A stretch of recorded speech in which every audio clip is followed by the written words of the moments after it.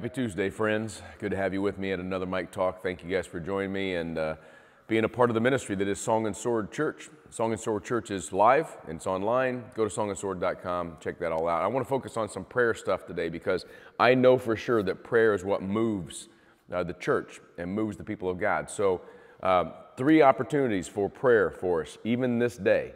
You can email pray for, P-R-A-Y-F-O-R, the word for, pray for, at songandsword.com. And we have a team of people that are ready to pray for you and also send cards and letters of well wishes and all the stuff that has to do with the family of God. So if you send your name and address or the name and address of somebody you want to encourage, we have a team that will write them a letter, write them a card, send them a card, and pray for them. Pray for at songandsword.com. Then name and address, and we got another incredible prayer ministry. Also, if you text prayer to that number on the screen, I pray for you, and I'm praying for you daily. I'm praying for people who are coming through surgeries. People are miraculously going back to doctors, and the diagnosis is that the cancer is gone. Had that shared with me on Sunday. God's doing amazing stuff, and it happens through prayer.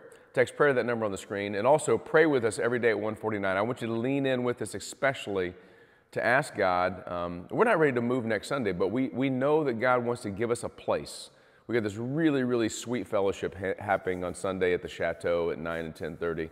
But we believe that the ministry will expand if we can find a building that we can call our own and do ministry 7 days a week. So that's that. Also, we have decided that we're going to do baptisms the last Sunday of every month. So if you want to contact us at Song and Sword, we'll set up your baptism for the last Sunday of February the 24th. All right? All that to say, let's pray, people. It's time to pray. And we're going to continue that theme today called Covenant, or I don't know, it's called Covenant. It's about covenant. We talked about that Sunday. If you missed the sermon, go back in YouTube channel, Song and Sword, watch the covenant of grace. But we're looking at the 5 major covenants in the scripture, and I skipped ahead to Abraham, but I need to go back now and do Noah because he is the first big covenant in the Bible, the Noahic covenant. And I've got to read a pretty good passage here to you in Genesis chapter 9. Here's what it says.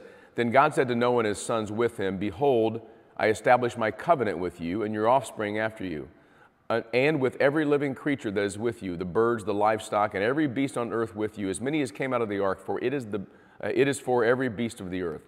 I establish my covenant with you that never again shall all flesh be cut off by the waters of the flood, and never again shall there be a flood to destroy the earth.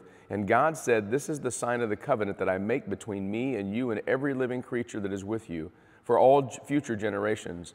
I have set my bow in the cloud, and it shall be a sign of the covenant between me and the earth. And when I bring clouds over the earth and the bow is seen in the clouds, I'll remember my covenant that's between me and you and every living creature of all flesh. And the waters shall never again become a flood to destroy all flesh.